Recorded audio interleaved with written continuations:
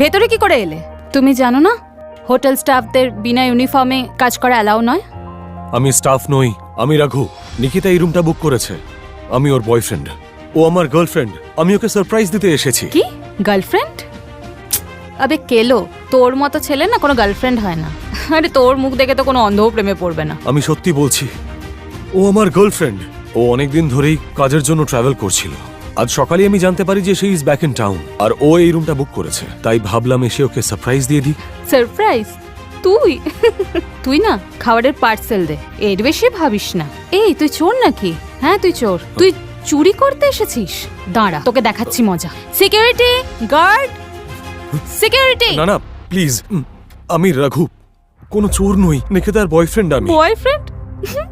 তুই যদি বয়ফ্রেন্ড হোস না তাহলে আমিও হিরোইন দীপিকা। তুই জানিস কালো জামা তোর থেকে বেশি চকচক করে।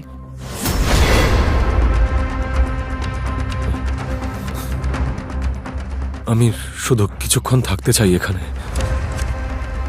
মানুষ ভুল বুঝতে পারে কিন্তু